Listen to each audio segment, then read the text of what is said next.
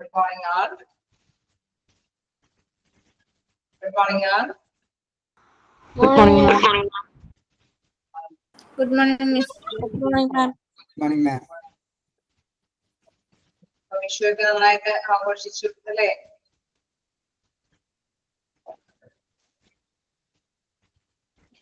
വിഷു ഒന്നും ആഘോഷിച്ചില്ലേ?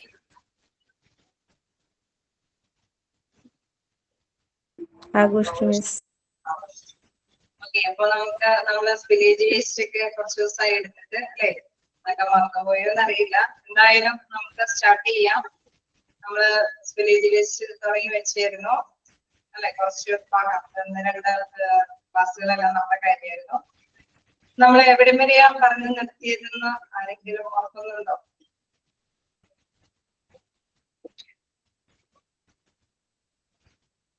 Village വേസ്റ്റിന്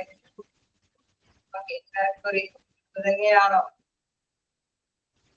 okay, അപ്പൊ അത് തന്നെ മെർക്കുറി വില്ലേജ് വേസ്റ്റ് തുടങ്ങിയാണ് നമ്മൾ എടുക്കേണ്ടത് അല്ലെ?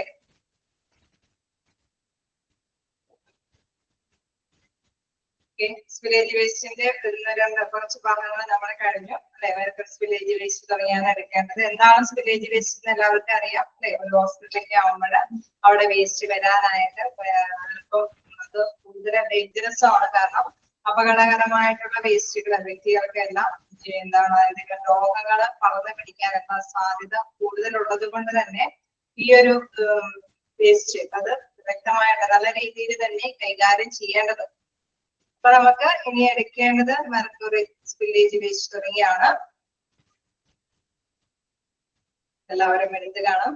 മെർക്കുറി വില്ലേജ് വേസ്റ്റ് മാനേജ്മെന്റ് എന്ന് പറയുന്നത് mercury leakage can be dangerous to human health and environment and action management is with. അതായത് മെർക്കുറി എന്നുള്ളത് ജസ്റ്റ് ഞാൻ കഴിഞ്ഞ ക്ലാസ്സിൽ ചെറുതായിട്ട് സൂചിപ്പിച്ചിരുന്നു അല്ലെ. നമ്മളെ ടെമ്പറേച്ചർ ഒക്കെ നോക്കാൻ വേണ്ടിയിട്ട് പണ്ട് കാലഘട്ടം മുതലേ അതിലെ ആ ഒരു ടെമ്പറേച്ചർ നോക്കാൻ വേണ്ടി ഉപയോഗിക്കുമ്പോൾ തന്നെ ഇൻ കേസ് അബദ്ധവശാലെങ്ങാനും അത് ലീക്കേജ് സംഭവിച്ചു കഴിഞ്ഞു കഴിഞ്ഞാൽ എന്താണ് അവിടേക്ക് മെർക്കുറി സ്പ്രെഡ് ആവാനായിട്ട് സാധ്യതയുണ്ട്. ഇതുമാതിരി തന്നെ ലബോറട്ടറികളിലും എല്ലാം തന്നെ രോഗനിർണയത്തിനൊക്കെ ചെറിയ തോതിലേക്ക് മെർക്കുറിയൊക്കെ യൂസ് ചെയ്യുന്നുണ്ട്. അങ്ങനെ വരുമ്പോൾ എന്താണ് ഈ ഒരു ഇതിന്റെ ചെറിയ രീതിയിലുള്ള കണങ്ങൾ ആണെങ്കിലും അത് എന്താണ് അന്തരീക്ഷത്തിലേക്കൊക്കെ വ്യാപിക്കുകയാണെങ്കിൽ തീർച്ചയായിട്ടും അത് ഡേഞ്ചറസ് ആയതുകൊണ്ട് തന്നെ അതിൻ്റെതായ സ്റ്റെപ്പുകൾ എടുക്കേണ്ടതുണ്ട്. അപ്പോൾ mercury leakage can be dangerous, അപകടകരമാണ് ടു ഹ്യൂമൻ ഹെൽത്ത് അല്ലെ, മനുഷ്യന്റെ ആരോഗ്യത്തിനെയും അതോടൊപ്പം തന്നെ പ്രകൃതിക്കും ദോഷകരമാണ്. അതുകൊണ്ട് തന്നെ നല്ല മാനേജ്മെന്റ് സിസ്റ്റം അതിനെ കൈകാര്യം ചെയ്യുക എന്നത് പ്രധാനപ്പെട്ട ഒരു കാര്യമാണ്. സുപ്രധാനപരമായ ഒരു കാര്യം തന്നെയാണ്. നെക്സ്റ്റ് സെന്റൻസിൽ പറയുന്നത് എവിക്ട് ദ ഏരിയ. അതായത് ഇങ്ങനെ ഒരു മെർക്കുറി വില്ലേജ് വേസ്റ്റ് സംഭവിച്ചു കഴിഞ്ഞാൽ എത്രയും പെട്ടെന്ന് ആ ഭാഗത്ത് നിന്ന് ഒഴിഞ്ഞു പോകും അല്ലെ. നമ്മൾ എന്തെങ്കിലും അപകടം സംഭവിച്ചാൽ അവിടെ നിന്ന് മാറി നിൽക്കേണ്ടതാണ് എങ്കിൽ എത്രയും പെട്ടെന്ന് മാറി നിൽക്കണം അല്ലെ. അത് തന്നെയാണ് മെർക്കുറി വില്ലേജ് വേസ്റ്റ് പറഞ്ഞിരിക്കുന്നത്. എത്രയും പെട്ടെന്ന് ആ ഭാഗത്ത് നിന്ന് മാറി നിൽക്കുക. Evict the area. If the spill is important, evict the area and call emergency services. ഇങ്ങനെ ഒരു സ്പില്ലേജ് സംഭവിച്ചിട്ടുണ്ട് എന്നുള്ളത് അറിയിക്കേണ്ടവരെ അറിയിക്കുക. എത്രയും പെട്ടെന്ന് ആ ഭാഗത്ത് നിന്ന് അല്ലെ എല്ലാവരെയും മാറ്റി നിർത്തുക എന്നുള്ളതാണ് സെക്കൻഡ് പോയിന്റ് ആയിട്ട് പറയുന്നത്. എവിക്ട് ദ ഏരിയ എന്ന് പറയുമ്പോൾ ഒഴിവാക്കുക അല്ലെ, ഒഴിവായിട്ട് മാറി നിൽക്കുക എന്നുള്ളത്. Then third one പറയുന്നത് ടേക്ക് എവേ ജ്വല്ലറി. എന്തെങ്കിലും പ്രത്യേകതയുണ്ടോ മെർക്കുറിയുമായി ബന്ധപ്പെട്ട്? ഈ ജ്വല്ലറി ഐറ്റംസിന് എന്തെങ്കിലും പ്രത്യേകതയുണ്ടോ? എന്തെങ്കിലും പ്രത്യേകത ഉണ്ടാവോ ഈ മെർക്കുറിയുമായി ബന്ധപ്പെട്ട് വരുമ്പോൾ? ഉണ്ടാവോ? ഉണ്ട്. എന്താണ് പ്രത്യേകത? അത് ജ്വല്ലറി ഐറ്റംസ് ആയിട്ട് അല്ലെ, അത് ബന്ധപ്പെടാനായിട്ട് അല്ലെ, ലോഹമായതുകൊണ്ട് പ്രതിപ്രവർത്തനം റിയാക്ഷൻ വരാനായിട്ടും സ്വർണത്തിന്റെ ആ ഒരു മൂല്യം നഷ്ടപ്പെടാനായിട്ട് കെമിക്കൽ റിയാക്ഷൻ വരും അല്ലെ. അപ്പൊ ജ്വല്ലറി നഷ്ടമാകാനായിട്ടുള്ള സാധ്യതയുണ്ട്. അപ്പൊ അത് തന്നെയാണ് ഇവിടെ പറയുന്നത് ടേക്ക് എവേ ജ്വല്ലറി. അതായത് നമ്മൾ എത്രയും പെട്ടെന്ന് അങ്ങനെയുള്ള ഒരു സംഭവം, അങ്ങനെ ഒരു ലീക്കേജ് സംഭവിച്ചു കഴിഞ്ഞു കഴിഞ്ഞാൽ അവിടെ നിന്ന് ജ്വല്ലറി ഐറ്റംസ് എത്രയും പെട്ടെന്ന് ഒഴിവാക്കണം. എന്തുകൊണ്ടാണ് അത് ഒഴിവാക്കണം എന്ന് പറയുന്നത്? ഇത് റിയാക്ട് അല്ലെ, കെമിക്കൽ റിയാക്ഷൻ വരാനായിട്ടുള്ള സാധ്യതയുള്ളത് കൊണ്ട്. ആ പോയിന്റ് ആണ് ഇവിടെ പറയുന്നത്. take away all jewelry from hands and wrists so that the mercury cannot combine with the valuable metals. മെറ്റലായിട്ട് പ്രതിപ്രവർത്തനം നടത്താൻ സാധ്യതയുള്ളത് കൊണ്ട് അത് എത്രയും പെട്ടെന്ന് അത്തരത്തിലുള്ള ജ്വല്ലറി ഐറ്റംസ്, അത് കൈമയാണെങ്കിലും അല്ലെ ഏതെങ്കിലും ശരീരത്തിൽ നമുക്കറിയാം ഗോൾഡൊക്കെ എവിടെ വേണമെങ്കിലും ഇപ്പോ കൈമയും കാലും എല്ലാവർക്കും യൂസ് ചെയ്യുന്ന ഒരു കാലഘട്ടമായതുകൊണ്ട് തന്നെ അത് എത്രയും പെട്ടെന്ന് ആ സംഭവങ്ങളെല്ലാം തന്നെ എത്രയും പെട്ടെന്ന് മാറ്റേണ്ടതാണ്. നെക്സ്റ്റ് എന്താണ്? Wear protective equipment. അപ്പൊ നമ്മള് മെർക്കുറി സ്പില്ലേജിനെ കുറിച്ചാണ് പറയുന്നത്. ആദ്യം തന്നെ എന്താണ് ആ ഭാഗത്ത് നിന്ന് ഒഴിഞ്ഞു മാറുക. സെക്കൻഡ് അറിയിക്കേണ്ടവരെ അറിയിക്കേണ്ടതായിട്ട് വരിക. നെക്സ്റ്റ് എന്ന് പറയുന്നത് ജ്വല്ലറി ഐറ്റംസ് ഉള്ളത് എത്രയും പെട്ടെന്ന് അത് ഒഴിവാക്കുക, കാരണം അവിടെ പ്രതിപ്രവർത്തനം നടത്താനുള്ള സാധ്യതയുള്ളത് കൊണ്ട്. പിന്നെ നമുക്കറിയാം എല്ലാത്തിലും പറയുന്നത് മാതിരി ഞാൻ പറഞ്ഞു, ഫസ്റ്റ് പോയിന്റ് പഠിച്ചു കഴിഞ്ഞാൽ സെക്കൻഡ് പോയിന്റ് തുടങ്ങി ഈസിയാണ്. അതായത് എന്താണ് പേഴ്സണൽ പ്രൊട്ടക്റ്റീവ് എക്യുപ്മെന്റ്സ് ധരിച്ചിട്ട് മാത്രമാണ് ഈ ഒരു ഏരിയയൊക്കെ കൈകാര്യം ചെയ്യാനായിട്ട് പാടുള്ളൂ. Wear protective equipment. Personnel should use suitable personal protective equipment such as the gloves, goggles and respirators before going to the spill to avoid connection with the mercury and prevent inhalation of mercury vapors. അപ്പൊ ഈ ഒരു ഇത് അല്ലെ നമ്മള് ഈ ഒരു ഇത് spreading സംഭവിച്ചത് കൊണ്ട് തന്നെ അതിനെ മുൻകരുതലായിട്ട് അല്ലെ നമ്മളിപ്പോ വേസ്റ്റ് ക്ലീനിങ് കാര്യങ്ങൾക്കൊക്കെ മുന്നോടിയായിട്ട് തന്നെ അവര് അതിൻ്റെതായിട്ടുള്ള ഗ്ലൗസുകൾ ഉപയോഗിക്കണം.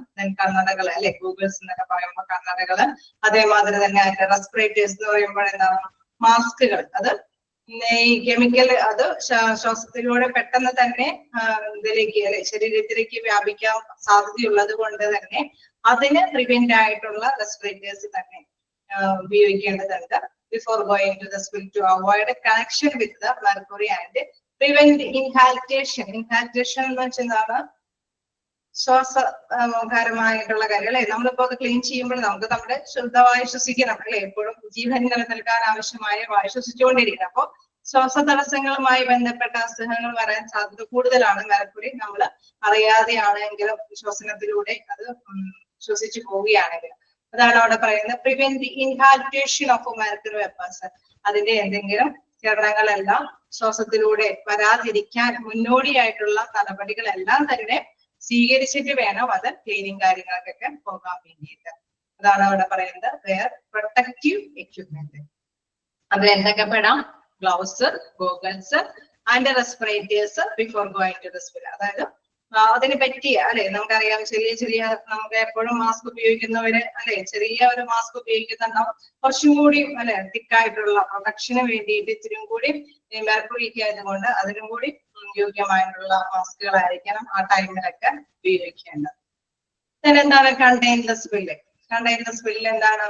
Use a mercury spill kit or absorbent material like absorbent pads to contain the spill and prevent it from spreading. Put the materials in a labeled hazardous waste bag or a containers for discarding. നമ്മൾ കണ്ടായിരുന്നു അല്ലെ contain the spill ഫസ്റ്റില് നമ്മള് എന്താണ് body fluid spillage waste ഒക്കെ കണ്ടായിരുന്നു. എന്താണ് contain the സ്പില്ലിൽ പറയുന്നത്? അത് അവിടെ എത്രത്തോളമാണോ പോയിരിക്കുന്നത് അത്രത്തോളം വേസ്റ്റിനെ വലിച്ചെടുക്കാൻ വേണ്ടിയിട്ട് അല്ലെ അത് മൊത്തത്തിൽ ക്ലീൻ ചെയ്ത് വലിച്ചെടുക്കാൻ പറ്റുന്ന തരത്തിലുള്ള അബ്സോർബന്റ് മെറ്റീരിയൽ ആഗിരണം ചെയ്യാൻ പറ്റുന്ന തരത്തിലുള്ള പാഡുകൾ ഉപയോഗിക്കാം. ദെൻ അബ്സോർബന്റ് പാഡുകൾ ഉപയോഗിക്കുമ്പോൾ അവിടെ ശ്രദ്ധ കേന്ദ്രീകരിക്കേണ്ട ഒന്നാണ് നമ്മൾ ക്ലീൻ ചെയ്യുമ്പോൾ ഒരിക്കലും സ്പ്രെഡ് ചെയ്ത് പോകാനായിട്ട് പാടില്ല എന്നുള്ളത്. ദെൻ എന്താണ് ഇത്തരത്തിലുള്ള ഈ ഉപയോഗിച്ചിരിക്കുന്ന വസ്തുക്കൾ നമ്മളിങ്ങനെ വേസ്റ്റൊക്കെ കൈകാര്യം ചെയ്യാൻ ഉപയോഗിക്കുന്ന മെറ്റീരിയലൊക്കെ എവിടെയാണ് നമ്മൾ നിക്ഷേപിക്കണം എന്ന് പറയുന്നത് കൃത്യമായിട്ട് തന്നെ പറയുന്നുണ്ട്.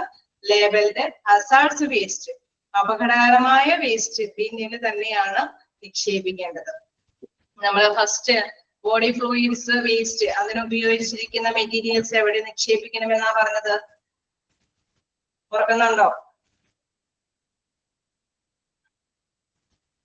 കഴിഞ്ഞ വേസ്റ്റില് നമ്മള് അല്ലെ body fluid blood and body fluid വേസ്റ്റില് ഇത്തരത്തിലുള്ള മെറ്റീരിയൽസ് നമ്മൾ അവിടെ വേസ്റ്റ് ക്ലീൻ ചെയ്യാൻ ഉപയോഗിക്കുന്ന പാഡുകൾ മെറ്റീരിയൽസ് ഒക്കെ എന്ത് ലേബൽ ചെയ്തിരിക്കുന്ന കണ്ടെയ്നറിൽ നിക്ഷേപിക്കണമെന്ന് ബയോ ഹസാർഡ്. ഓക്കെ, അവിടെ ബയോ ഹസാർഡിന് ലേബൽ ചെയ്തിരിക്കുന്ന വേസ്റ്റ് ബിന്നിലാണ് നിക്ഷേപിക്കേണ്ടതെങ്കിൽ മെർക്കുറി സ്പില്ലേജ് അത് കൈകാര്യം ചെയ്യാൻ ഉപയോഗിച്ചിരിക്കുന്ന പാഡുകളും മറ്റു മെറ്റീരിയൽസ് എല്ലാം തന്നെ എവിടെ നിക്ഷേപിക്കണം ആ പോയിന്റ് അണ്ടർലൈൻ ചെയ്ത് പോവുക.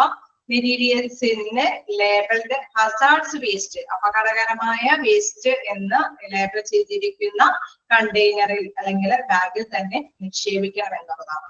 കാരണം നമുക്കറിയാം അത്തരത്തിലുള്ള കണ്ടെയ്നേഴ്സ് ഇത്രയും കൂടി സുരക്ഷിതമായിട്ട് തന്നെയാണ് അത് നശിപ്പിച്ച് കളയാനായിട്ട് ശ്രദ്ധിക്കും അല്ലെ. മറ്റതുപോലെ തന്നെ നമുക്കറിയാം ബയോഹസാർഡ് വേസ്റ്റ്, എല്ലാ വേസ്റ്റുകളും ഇനം തിരിച്ചു വെക്കുന്നത് അതിന്റെ ആ ഒരു നശിപ്പിക്കൽ പ്രക്രിയക്ക് പ്രാധാന്യം കൊടുക്കുന്നത് കൊണ്ടാണ്. അപ്പൊ ഓരോന്നും അത് കൃത്യമായിട്ട് തന്നെ നോട്ട് ചെയ്ത് പഠിക്കുക. Labelled hazards waste bag or container for discarding. If it is a small spillage, sip with a needle, less syringe, without needle and dispatch for a recycling. അതായത് ഇൻ കേസ് നമ്മൾ ഒരു ചെറിയ സ്പില്ലേജ് ആണ് സംഭവിച്ചിരിക്കുന്നതെങ്കിൽ എന്താണ് needless ആയിട്ടുള്ള syringe ഉപയോഗിച്ചിട്ട് തന്നെ വലിച്ചെടുത്തിട്ട് അത് ആ ഒരു ഇതിലൂടെ അല്ലെ, നമുക്കറിയാം എല്ലായിടത്തേക്കും സ്പ്രെഡ് ചെയ്ത് പോകാതെയൊക്കെ എളുപ്പം വലിച്ചെടുക്കാൻ പറ്റുന്ന അത്രയേ ഉള്ളൂ എങ്കിൽ ആ രീതിയിൽ തന്നെ സിറിഞ്ച് ഉപയോഗിച്ച് വലിച്ചെടുത്തിട്ട് അത് നമുക്കറിയാം വീണ്ടും റീസൈക്കിൾ ചെയ്യാൻ പറ്റുന്ന തരത്തിലുള്ള ബിന്നില് നിക്ഷേപിക്കുക എന്നുള്ളത്.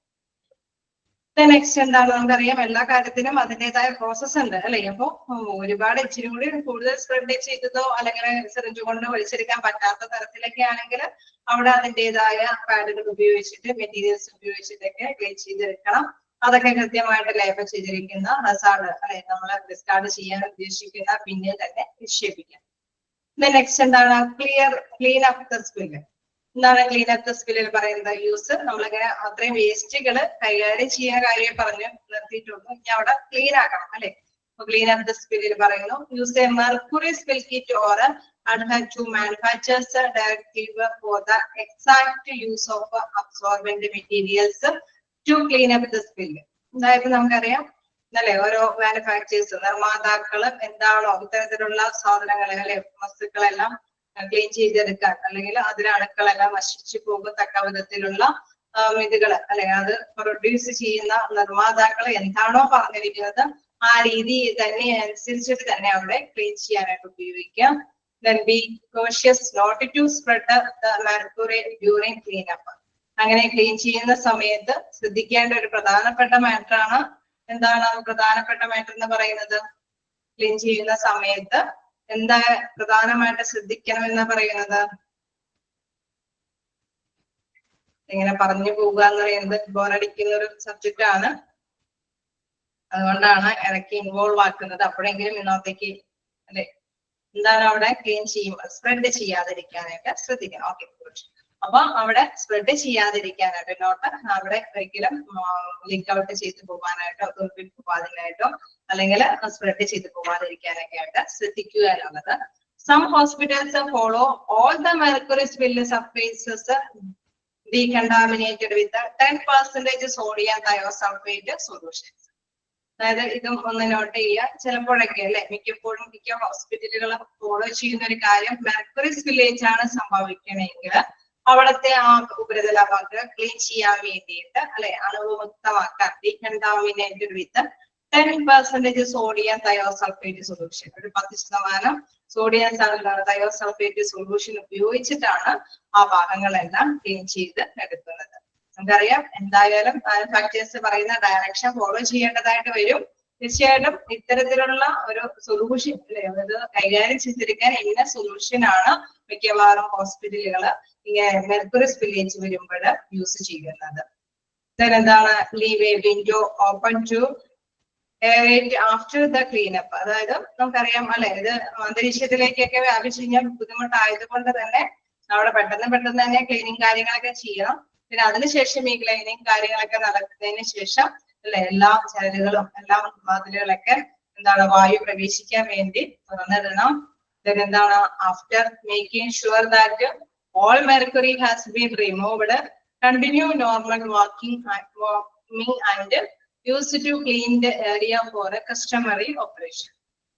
അതായത് നമ്മളിങ്ങനെ ആദ്യം തന്നെ എന്താണ് എടുക്കേണ്ട സ്റ്റെപ്പുകളൊക്കെ അനുസരിച്ചിട്ടാണ് നമ്മൾ ക്ലീൻ ചെയ്യുന്നത്.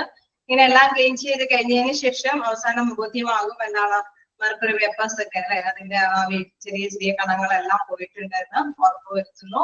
ഇതിന് അവസാനം എന്താണ് ഇങ്ങനെ റിമൂവ് ചെയ്ത് കഴിഞ്ഞതിന് ശേഷം നോർമൽ ആയിട്ടുള്ള ഒരു രീതിയിൽ തന്നെ അവിടെ ക്ലീനിങ് കാര്യങ്ങളൊക്കെ നടത്തി പിന്നെ അത് കസ്റ്റമറി ഓപ്പറേഷന് വേണ്ടി എന്ന് വെച്ചാൽ സാധാരണ ജനങ്ങൾക്ക് ഉപയോഗിക്കാൻ തക്ക വിധത്തിൽ നമ്മൾ അത് ആ സ്ഥലം ആ പ്ലേസ് വിട്ടുകൊടുക്കുന്നു അതിന് വേണ്ടിയിട്ട് അനുയോജ്യമാക്കി മാറ്റുന്നു എന്നുള്ളതാണ്. അപ്പൊ ക്ലീൻ അപ്പ് ദ സ്പില്ലില് നമ്മൾ അവിടെ ഒരു പോയിന്റ് നോട്ട് ചെയ്യേണ്ട ഒരു കാര്യം ഏത് സൊല്യൂഷൻ ആണ് അവിടെ ഉപയോഗിക്കാറ്. സാധാരണ മെർക്കുറി സ്പില്ലേജില് സാധാരണയായിട്ട് ഉപയോഗിക്കുന്ന ഒരു സൊല്യൂഷന്റെ പേരാണ് sodium thiosulphate solution. 10% sodium thiosulphate solutions ഒക്കെ ഉപയോഗിക്കും. അതേമാതിരി തന്നെ നമ്മൾ പറഞ്ഞു അല്ലെ അവിടെ ഈ ഒരു മെർക്കുറി സ്പില്ലേജില് എപ്പോഴും ജ്വല്ലറി ഐറ്റംസിന് പ്രാധാന്യമുണ്ട്. കാരണം അവിടെ കമ്പൈൻ അല്ലെ അത് പ്രതിപ്രവർത്തനം നടത്താനായിട്ടുള്ള സാധ്യത കൂടുതലുള്ളത് കൊണ്ട് റിമൂവ് ചെയ്ത് വെക്കേണ്ട ഒരു ഐറ്റം ആണ് എന്താ നമ്മള് ജ്വല്ലറി ഐറ്റംസ്. എന്താണ് നെക്സ്റ്റ് എന്ന് പറയുന്നത് dispose of waste. Dispose of waste നോക്കാം. All materials that come into contact with the mercury should be discarded as a dangerous waste in labeled bags or containers.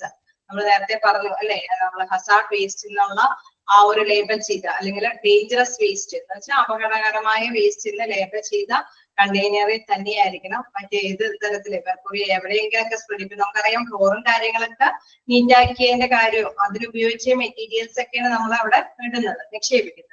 അതുമാതിരി തന്നെ എന്തെങ്കിലും അല്ലെ ഒരു പേപ്പറിലോ അല്ലെങ്കിൽ ടവലിലോ അല്ലെങ്കിൽ തുണികളിലോ എന്തിനെങ്കിലും പറ്റി പിടിച്ചിട്ടുണ്ടെങ്കിലും ഈ ഒരു മെർക്കുറിയുടെ സ്പില്ലേജ് വന്നിട്ടുണ്ടെങ്കിൽ അതും എന്താണ് ഇത്തരത്തിലുള്ള ഡേഞ്ചറസ് വേസ്റ്റിന് ലേബൽ ചെയ്തിരിക്കുന്ന ബാഗുകളിലോ കണ്ടെയ്നേഴ്സിലോ നിക്ഷേപിക്കണം.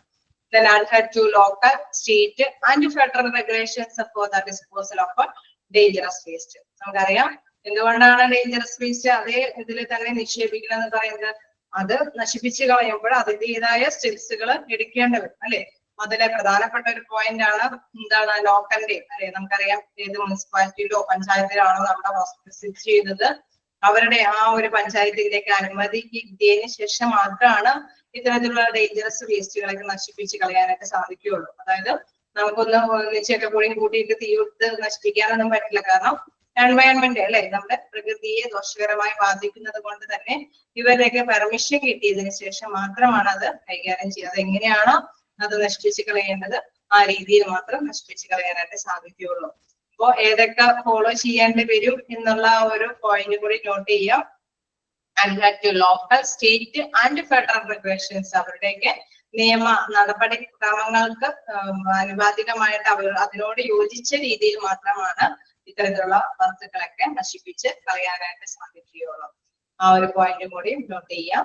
Then report the spill. Spill should be reported to the concerned staff for documentation and investigation. നമുക്കറിയാം ഡേഞ്ചറസ് ആയിട്ടുള്ള ഒരു സംഭവമായതുകൊണ്ട് തന്നെ അതിന് അല്ലെ പുറത്തുനിന്ന് ഒരു സ്റ്റാഫ് വന്ന് പരിശോധനകളൊക്കെ നടത്തി നല്ല രീതിയിൽ തന്നെ അത്യാവശ്യം സ്റ്റെപ്പ് ആയിട്ടാണ് ഇത്തരത്തിലുള്ള ക്ലീനിങ്ങും കാര്യങ്ങളൊക്കെ നടത്തിയെന്ന് ആ സ്റ്റാഫിന്റെ നേതൃത്വത്തിൽ തന്നെ പരിശോധനകളൊക്കെ നടത്തിയതിനു ശേഷം മാത്രമാണ് റിപ്പോർട്ട് തയ്യാറാക്കി. കാരണം നമുക്കറിയാം കുറച്ച് നാളുകൾക്ക് ശേഷമായിരിക്കും ചിലപ്പോൾ എന്തെങ്കിലും കേസും കാര്യങ്ങളൊക്കെ ആയിട്ട് അല്ലെങ്കിൽ എന്തെങ്കിലും ഒരു റെസ്പിറേറ്ററി പ്രോബ്ലമോ അല്ലെങ്കിൽ എന്തെങ്കിലും ഇഷ്യൂസ് ഒക്കെ ആയിട്ട് വരുമ്പോൾ ഇത് ഇന്ന ഹോസ്പിറ്റലിലെ പ്രോബ്ലം കൊണ്ട് സംഭവിച്ചതാണെന്നൊക്കെ വല്ല കേസും കാര്യങ്ങളൊക്കെ വരുമ്പോൾ നമുക്കറിയാം നമ്മുടെ ഹോസ്പിറ്റലിൽ ഒരു എവിഡൻസ് ആയിട്ട് കൊണ്ടുപോകാവുന്നതാണ്.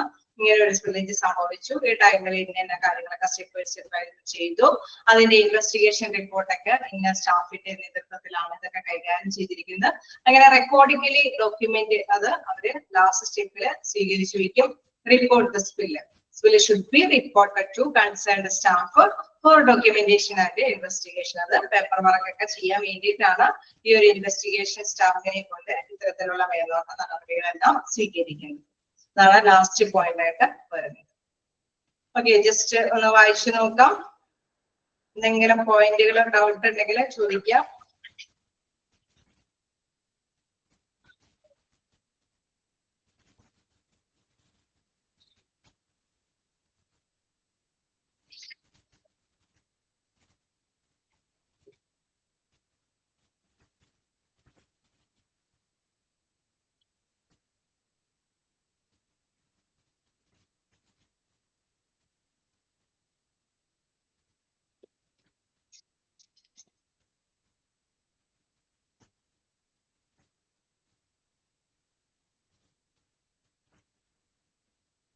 ക്ലിയർ ആണോ?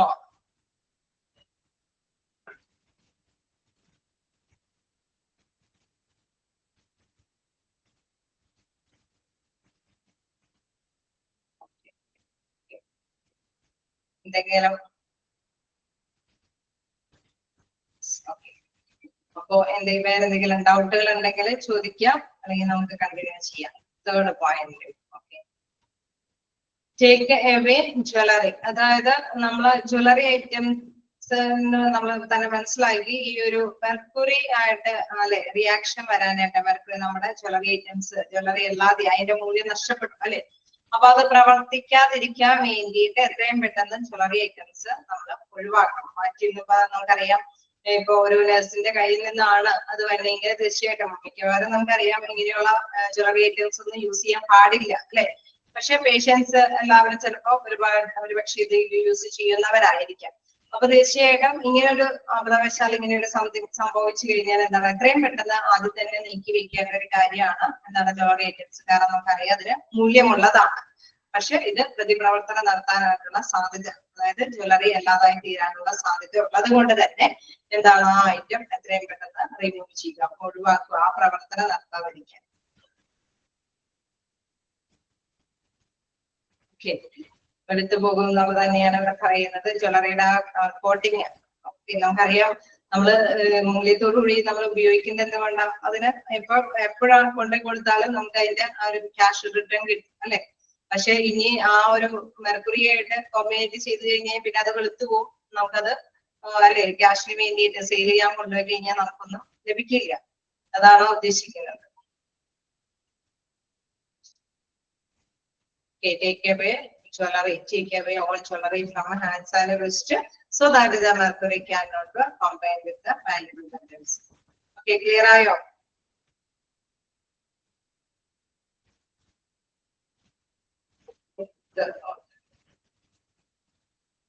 Contain the spill എന്ന് പറയുമ്പോഴും അതായത് നമ്മള് ഇതിന്റെ അവിടെ ആ ഭാഗങ്ങളെല്ലാം ഇപ്പൊ എവിടെയാണോ സ്പ്രെഡ് ചെയ്ത് ഏതെങ്കിലും ഒരു ഫ്ലോറിലൊക്കെ വീണ് കഴിഞ്ഞ് കഴിഞ്ഞാൽ ആ ഭാഗം എത്രയും പെട്ടെന്ന് നമ്മള് ക്ലീൻ ചെയ്ത് വൃത്തിയാക്കണം അല്ലെ. അപ്പൊ അത് വലിച്ചെടുക്കാൻ പറ്റുന്ന അബ്സോർബന്റ് പാഡ്, അതായത് ആഗീരണം ചെയ്യാൻ നമുക്കറിയാം നമ്മൾ എന്ത് പാഡിലാണ് ചിലപ്പോൾ ടൗലായിരിക്കാം, പക്ഷെ അത് ഇച്ചിരി കൂടി കട്ടിയുള്ള സ്പോഞ്ചൊക്കെ മിക്സ് ചെയ്തിട്ടുള്ള എന്തെങ്കിലും ഒരു ഇതൊക്കെ ആണെങ്കിൽ തീർച്ചയായിട്ടും അത് പെട്ടെന്ന് തന്നെ അബ്സോർബ് ചെയ്തെടുക്കാം, വലിച്ചെടുക്കാനായിട്ട് സാധിക്കും. ഇങ്ങനെയുള്ള സമയത്ത് ശ്രദ്ധിക്കേണ്ട ഒരു കാര്യം, നമ്മളിങ്ങനെ വലിച്ച് അല്ലെ ആ ഒരു ഭാഗം ക്ലീൻ ചെയ്യുന്ന സമയത്ത് ഒരിക്കലും സ്പ്രെഡ് ചെയ്ത് പോകാൻ പാടില്ല. എന്ന് വെച്ച് കഴിഞ്ഞാൽ മറ്റു ഭാഗത്തേക്കൊന്നും ഈ ഒരു മെർക്കുറിയുടെ സ്പ്രെഡിങ് വരാതിരിക്കാൻ ശ്രദ്ധിച്ചിട്ട് വേണം ഇത്തരത്തിലുള്ള ക്ലീനിങ് കാര്യങ്ങളൊക്കെ ചെയ്യാൻ വേണ്ടി. അത് മാത്രമല്ല, എന്താണ് പറയുന്നത്, പുട്ട് ദ മെറ്റീരിയൽ ലേബിളിന്റെ ഹസാർഡ്സ് വേസ്റ്റ് ബാഗ്, അതായത് നമ്മൾ ഉപയോഗിച്ചിരിക്കുന്ന വൃത്തിയാക്കാൻ ഉപയോഗിച്ചിരിക്കുന്ന ടവലോ പാഡോ എന്താണോ അത് നമ്മൾ കൃത്യമായിട്ട് വേസ്റ്റ് ബിന്നിൽ നിക്ഷേപിക്കണം. അത് എങ്ങനെയുള്ള വേസ്റ്റ് ബിന്നിൽ, ഹസാർഡ് വേസ്റ്റ് അപകടകരമായ വേസ്റ്റ് ലേബൽ ചെയ്തിരിക്കുന്ന സെപ്പറേറ്റ് ബിന്നിൽ തന്നെ നിക്ഷേപിക്കേണ്ടതാണ്.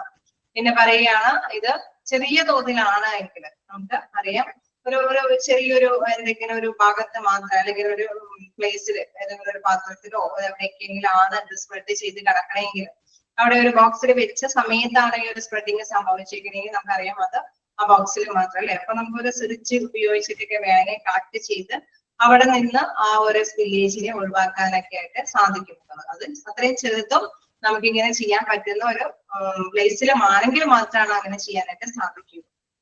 ഓക്കെ, ക്ലിയർ ആയോ?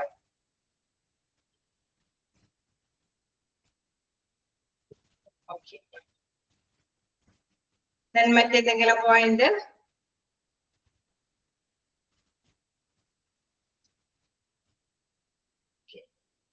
കണ്ടിന്യൂ ചെയ്തോട്ടെ,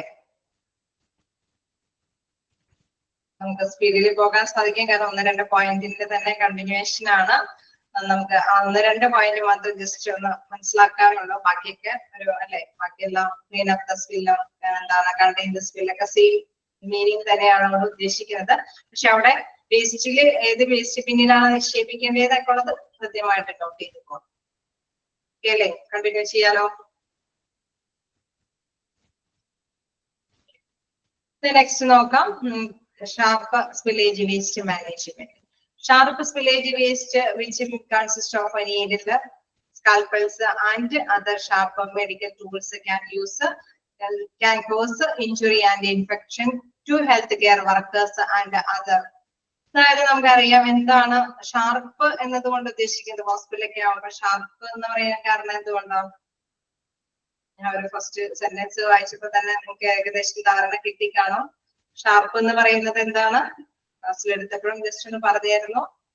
ഷാർപ്പസ് വില്ലേജ് എന്ന് പറയുമ്പോൾ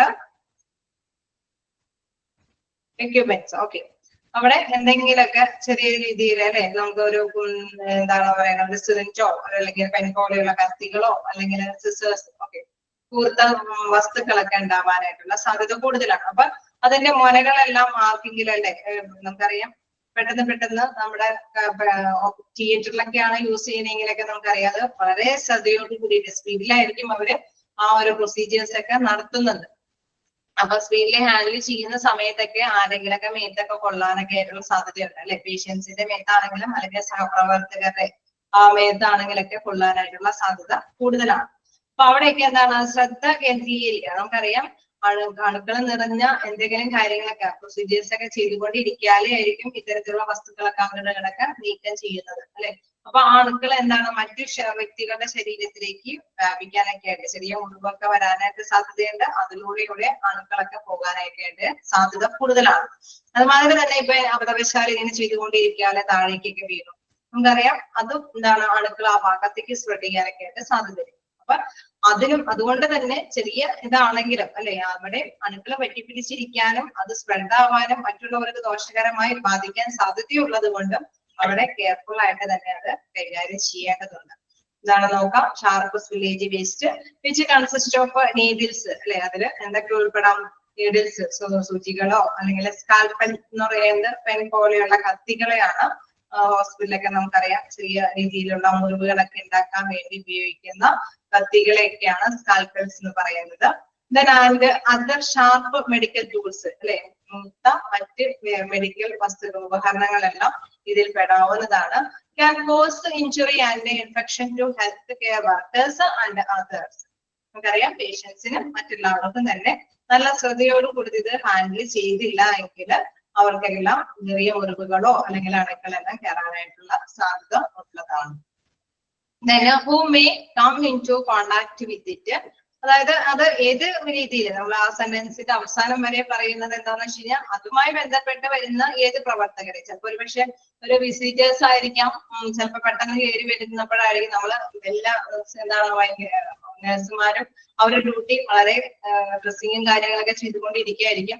ചിലപ്പോൾ പെട്ടെന്ന് അല്ലെ അവരുടെ മേത്തേക്കൊക്കെ സ്പ്രെഡ് ചെയ്യാനൊക്കെ എന്തെങ്കിലും പെട്ടെന്ന് റിയാക്ട് ചെയ്യും. ചിലപ്പോൾ രോഗിയുടെ പെയിൻ കൊണ്ട് എന്തെങ്കിലും റിയാക്ട് ചെയ്യുമ്പോൾ ചിലപ്പോൾ നഴ്സിന് അത് തടഞ്ഞു നിൽക്കാനുള്ള ചാൻസ് കിട്ടുന്നില്ല എങ്കിൽ അത് ചിലപ്പോൾ ഒരു പക്ഷെ വിസിറ്റേഴ്സിന് പോലും അപകടം വരാനായിട്ടുള്ള സാധ്യത ഉള്ളതാണ്. ഇതാണ് പറയുന്നത് ആരായിട്ടും കോണ്ടാക്ട് ചെയ്താലും അവിടെ ശ്രദ്ധ കേന്ദ്രീകരിക്കേണ്ടതാണ്. Here are some steps for managing sharps village waste. അപ്പൊ ഇത്തരത്തിലുള്ള വേസ്റ്റ് കൈകാര്യം ചെയ്യേണ്ട സ്റ്റെപ്പുകളാണ് താഴെ പറയുന്നത്. നോക്കാം. ഫസ്റ്റ് വൺ പറയുന്നത് എന്താണ്? Use safety protective equipment. നമ്മൾ എല്ലായിടത്തും പറയുന്ന മാതിരി ഇങ്ങനെ ഒരു സ്പ്രെഡിങ് സംഭവിച്ചു പോയി അല്ലെ. ചിലപ്പോ അബദ്ധവശാൽ സംഭവിച്ചതായിരിക്കാം. ഇൻ കേസ് അങ്ങനെ സംഭവിച്ചാൽ തന്നെ എന്താണ് ബിഫോർ അപ്രോച്ചിങ് ദ സ്പിൽ, ആ സ്പില്ല് ചെയ്യുന്നതിന് മുമ്പ് അല്ലെ അത് കൈകാര്യം ചെയ്യുന്നതിന് മുമ്പ് നമ്മളെല്ലാത്തിലും എന്താ പറയുന്നത്? എന്ത് ധരിക്കണം എന്നാ പറയാറ്? ആ ഒരു സ്പില്ലേജ് സംഭവിച്ചു പോയാൽ അത് കൈകാര്യം ചെയ്യുന്നതിന് മുമ്പ് നമ്മൾ എന്ത് ധരിക്കണം? പ്രൊട്ടക്റ്റീവ് ആയിട്ട് അല്ലെങ്കിൽ പ്രിവെൻഷൻ ആയിട്ട് മുൻകരുതലായിട്ട് എന്ത് ധരിക്കണം? അതിനൊരു ഷോർട്ട് ഫോം ഉണ്ട്.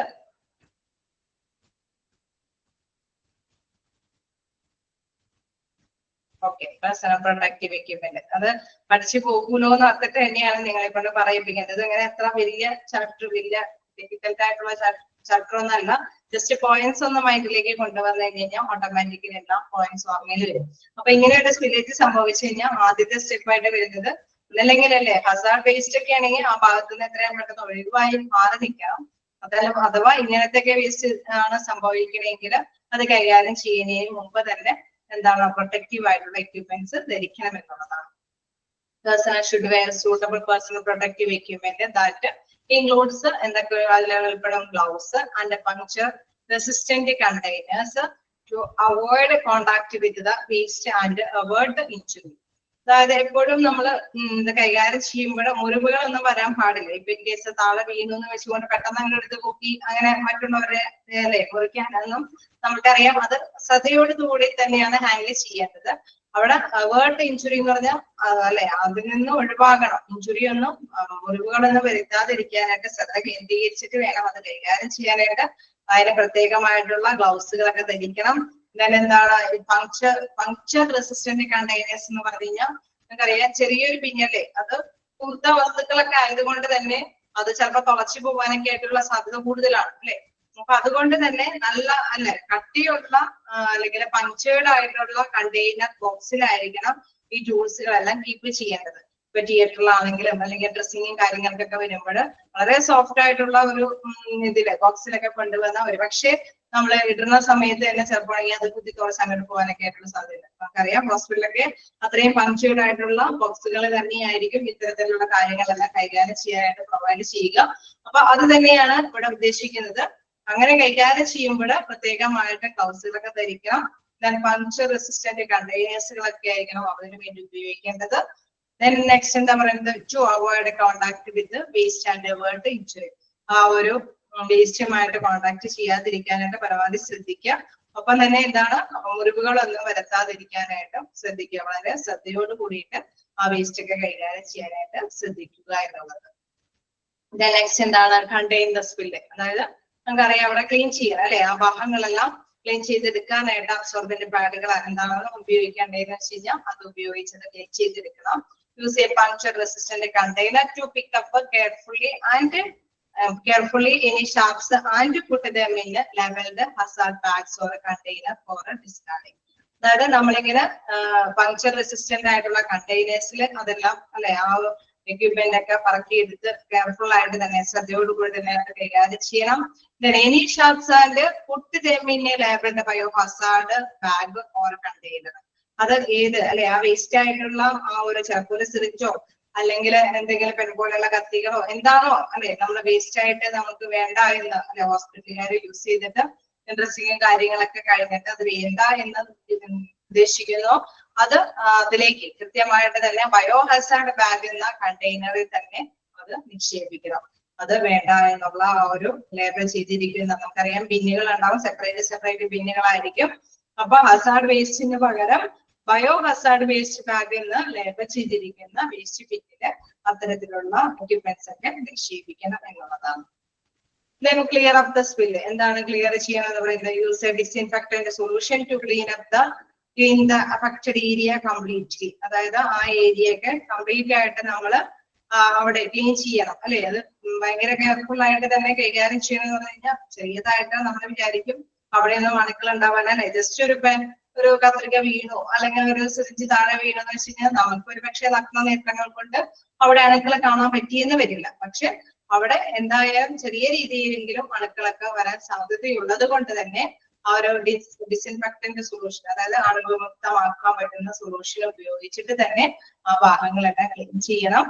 എന്താ പറയുന്നത്, sticky to the manufacturers directives for the apt concentration and contact time of the disinfectant. അതായത് നമുക്ക് അറിയാം അവിടെ അണുക്കൾ ഉണ്ട് അല്ലെ, നമുക്ക് ഒരു പക്ഷെ കാണാൻ പറ്റിയില്ലെങ്കിൽ അവിടെ അണുക്കൾ ഉണ്ടാവാൻ സാധ്യതയുണ്ട്. അപ്പൊ മാനുഫാക്ചേഴ്സ് പറയും ചില സൊല്യൂഷൻസ് ഒക്കെ ഇത്ര നേരം അല്ലെ ചില പാടുകൾ തുണികളിലൊക്കെ മുക്കിയിട്ട് അവിടെ അണുക്കൾ നശിച്ചു പോകുന്ന അത്രയും സമയം അവിടെ യൂസ് ചെയ്യണം. ഇത് 10 മിനിറ്റോ 15 മിനിറ്റോ ഒക്കെ ആ ഒരു സൊല്യൂഷനിൽ മുക്കിയിട്ട് അവിടെയൊക്കെ ആ ഭാഗത്തേക്കൊക്കെ അല്ലെ എന്തെങ്കിലും ടൗൾ പോലെയുള്ള സംഭവങ്ങളൊക്കെ ഉപയോഗിച്ചിട്ട് അവിടെ നിക്ഷേപിക്കുക. നമുക്കറിയാം ആ ഒരു 10-15 മിനിറ്റിന് ശേഷം അത് കൈകാര്യം ചെയ്യുമ്പോൾ ആക്ച്വലി എന്താണ് അവിടുത്തെ അണുക്കളൊക്കെ നശിച്ചു പോകാനായിട്ടുള്ള സാധ്യതയുണ്ട്. അപ്പൊ എന്താണോ മാനുഫാക്ചേഴ്സ് അതിന്റെ ഉത്പാദകർ എന്താണോ പറഞ്ഞിരിക്കുന്നത്, എത്ര സമയം ഉപയോഗിക്കണം എന്നാണോ പറഞ്ഞിരിക്കുന്നത്, ആ രീതിയിൽ തന്നെ അവിടെ അത്തരത്തിലുള്ള വസ്തുക്കൾ അത്തരത്തിലുള്ള ക്ലീൻ ചെയ്യാനായിട്ടുള്ള വസ്തുക്കളും സൊല്യൂഷനൊക്കെ അവിടെ ഉപയോഗിക്കണം എന്നുള്ളത്. Clean up the spill. Use a disinfectant solution to clean the affected area completely. Stick to the manufacturer's directive for the optimal concentration and contact time of the disinfectant. അവിടെ സമയത്തിന്റെ കാര്യം അവിടെ കൃത്യമായിട്ട് പറയുന്നുണ്ട് അല്ലെ. അതേമാതിരി തന്നെ സ്റ്റിക്ക് എന്ന് വെച്ച് കഴിഞ്ഞാൽ നമ്മൾ പറ്റി പിടിച്ച് വെപ്പിക്കുക അല്ലെ, അത് കുറച്ച് സമയം അവിടെ ഉപയോഗിക്കാനായിട്ട് അത് ആ അണുക്കൾ നശിക്കുന്ന അത്രയും ടൈം ആ സൊല്യൂഷനിൽ മുക്കിയ എന്തെങ്കിലും തവലുകളൊക്കെ നിക്ഷേപിക്കാനായിട്ട് പറയും അല്ലെ. നമ്മള് വീടുകളിലാണെങ്കിലും അങ്ങനെയൊക്കെ തന്നെയല്ലേ, നമ്മള് ഡെറ്റോളും കാര്യങ്ങളൊക്കെ ഉപയോഗിച്ചിട്ട് ക്ലീൻ ചെയ്യാറൊക്കെ ഇല്ലേ ചില ഭാഗങ്ങളൊക്കെ ഇല്ലേ, ഉണ്ടാവാറുണ്ടോ? ഓക്കെ, അപ്പൊ അവിടെ നമുക്കറിയാം ഉടനെ ഒറ്റയടിക്ക് തുടച്ചെടുക്കേണ്ട മാറ്റങ്ങൾ ഉണ്ടാവും. ചിലപ്പോ ഒക്കെ നമ്മള് കുറച്ച് സമയം അണുക്കൾ നശിച്ചു പോകട്ടെ എന്ന് ഓർത്തുകൊണ്ട് നമ്മൾ അത്തരത്തിലുള്ള സൊല്യൂഷൻ അവിടെ കുറച്ചു നേരമൊക്കെ മാനുഫാക്ചേഴ്സ് പറയുന്നത് അനുസരിച്ചിട്ട് തന്നെ ചിലപ്പോ നമുക്കറിയാം മഴക്കാലഘട്ടങ്ങളിലൊക്കെ കുറച്ച് ബ്ലീച്ചിങ്ങും കാര്യങ്ങളൊക്കെ ഉപയോഗിക്കേണ്ട പ്ലേസുകളിലൊക്കെ അത് അത്രയും സമയം അവിടെ എന്താണ് അവിടുത്തെ ക്ലീനിങ്ങും കാര്യങ്ങൾക്കൊക്കെ വേണ്ടിയിട്ട് ഉപയോഗിക്കും അല്ലെ. ഇതുമാതിരി തന്നെ അണുക്കൾ നശിച്ചു പോകാൻ വേണ്ടിയിട്ടും മാനുഫാക്ചേഴ്സ് എന്താണ് പറയുന്നത് ആ നിർദ്ദേശം അനുസരിച്ചിട്ട് തന്നെ അവിടെ ഉപയോഗിക്കണം എന്നുള്ളതാണ്. നെക്സ്റ്റ് പോയിന്റ് എന്താണ് പറയുന്നത്, ഗെറ്റിംഗ് റീഡ് ഓഫ് വേസ്റ്റ്, അതായത് നമ്മൾ മുക്തമാക്കണം അല്ലെ, വേസ്റ്റിൽ നിന്ന് റെഡ് എന്ന് പറഞ്ഞാൽ മുക്തമാകുക, അതായത് അതിൽ നിന്ന് ഒഴിവാക്കണം എന്തായാലും. All materials that come into contact with the sharpest village should be got rid of as the dangerous waste in the labeled biohazard bags or containers. അതായത് നമ്മൾ നേരത്തെ പറഞ്ഞു അല്ലെ, അവിടെ ആ ഭാഗങ്ങൾ സർഫേസ് നമ്മൾ ക്ലീൻ ചെയ്ത കാര്യങ്ങളൊക്കെ നമ്മൾ പറഞ്ഞു എന്ന് പറഞ്ഞ മാതിരി തന്നെ ഏതെങ്കിലും ചിലപ്പോൾ ഒരു പക്ഷെ ഏതെങ്കിലും ഒരു ടവലിലോ അല്ലെങ്കിൽ ഒരു പേപ്പറിലോ ഒക്കെ ആയിരിക്കും ചിലപ്പോൾ ഒരു പക്ഷേ നമ്മുടെ ഈ ഇത്തരത്തിലുള്ള ഷാർപ്പ് വസ്തുക്കളൊക്കെ ചെന്ന് വീണതൊക്കെ. അപ്പൊ നമുക്കറിയാം അതിലേക്ക് അണുക്കൾ ഉണ്ടാവാനായിട്ടുള്ള സാധ്യതയുണ്ട്. അപ്പൊ അതെല്ലാം വേസ്റ്റ് ബിന്നിൽ അല്ലെ, കാണുന്ന വേസ്റ്റ് ബിന്നിൽ ഒന്നും നിക്ഷേപിക്കാൻ പാടില്ല. അത്തരത്തില് ആ ഒരു ഷാർപ്പുമായിട്ട് ടച്ച് ചെയ്തിരിക്കുന്ന വസ്തുക്കളെല്ലാം തന്നെ കൃത്യമായിട്ട് ലേബിൾഡ് ബയോഹാസാർഡ് ബാഗ്സ് എന്ന് ലേബിൾ ചെയ്തിരിക്കുന്ന ബിന്നിൽ തന്നെ ആ ഒരു കണ്ടെയ്നറിൽ തന്നെ നിക്ഷേപിക്കണം എന്നുള്ളതാണ്. Red of waste. അപ്പൊ നമ്മള് സർഫേസും കാര്യങ്ങളൊക്കെ വൃത്തിയാക്കുന്ന കാര്യം പറഞ്ഞ അത്രയും തന്നെ ഇമ്പോർട്ടന്റ് ആണ്. മറ്റേതെങ്കിലും വസ്തുക്കളുമായിട്ട് ഇത് സ്പർശം എത്തിയിട്ടുണ്ട് എങ്കിൽ ആ നമുക്ക് ഉപയോഗിക്കാൻ പറ്റാത്ത വസ്തുക്കളാണെങ്കിൽ അത് കൃത്യമായിട്ട് തന്നെ ബയോഹസാർഡ് ബാഗിൽ നിന്ന് ലേബൽ ചെയ്തിരിക്കുന്ന പിന്നില് നിക്ഷേപിക്കണം എന്നുള്ളത്. ജസ്റ്റ് ആ പോയിന്റ് ഒക്കെ ഒന്ന് നോട്ട് ചെയ്ത് വെക്കുക. എല്ലാ പോയിന്റിലും എവിടെയാണ് നിക്ഷേപിക്കേണ്ടത്, ഈ വേസ്റ്റുകളൊക്കെ എവിടെയാണ് നിക്ഷേപിക്കേണ്ടത് എന്നുള്ളതിന് ചെറിയ ചെറിയ മാറ്റങ്ങൾ ഉണ്ടാവും. അത് കൃത്യമായിട്ട് തന്നെ നിങ്ങൾ ക്യാച്ച് ചെയ്ത് പോവുക. നെക്സ്റ്റ് എന്താ last point, report the spill. എല്ലാത്തിലും കഴിഞ്ഞതിലും പറഞ്ഞ മാതിരി എന്താണ് ഇങ്ങനെ ഒരു സ്പില്ലേജ് സംഭവിച്ചെങ്കിൽ നമുക്കറിയാം അതൊന്ന് ഇൻവെസ്റ്റിഗേഷൻ നടത്തണം അല്ലെ. Spill should be detailed to the relevant staff personnel for documentation and investigation. അതായത് പേപ്പർ വർക്ക് നടത്താൻ വേണ്ടിയിട്ട് ഇങ്ങനൊരു സ്പില്ലേജ് സംഭവിച്ചു, ഇന്ന സ്റ്റെപ്പുകളൊക്കെയാണ് എടുത്തിരിക്കുന്നത്, ഇന്ന രീതിയിൽ അത് ക്ലീൻ ചെയ്ത് അല്ലെങ്കിൽ ഈ സൊല്യൂഷൻ ഉപയോഗിച്ച് ഇത്ര സമയം അവിടെ അണുക്കളൊക്കെ നശിപ്പിച്ചതിന് ശേഷമാണ് അത് പബ്ലിക്കായിട്ടുള്ള യൂസിന് വേണ്ടിയിട്ട് ഉപയോഗപ്രദമാക്കിയിരിക്കുന്നത്. അങ്ങനെയുള്ള എല്ലാ ഡീറ്റെയിൽസ് എല്ലാം ഡോക്യുമെന്റ് ചെയ്ത് അല്ലെ റിപ്പോർട്ടൊക്കെ എഴുതി തയ്യാറാക്കുന്നതാണ് ലാസ്റ്റ് പോയിന്റിൽ പറയുന്നത് report the spill. Okay, clear ആണോ? ജസ്റ്റ് വായിച്ചു നോക്കാം.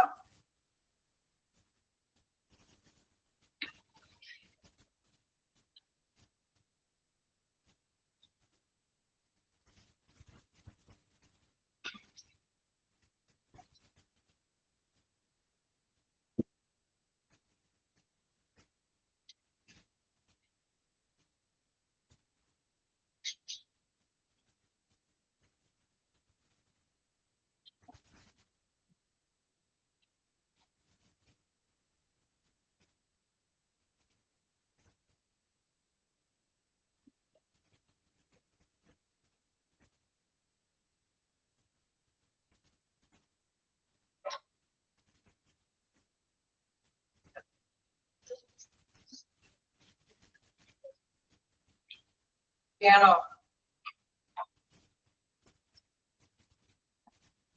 എന്തെങ്കിലും ഡൗട്ടുകൾ ഉണ്ടോ? അടുത്ത പോയിന്റിലേക്ക് പോട്ടെ.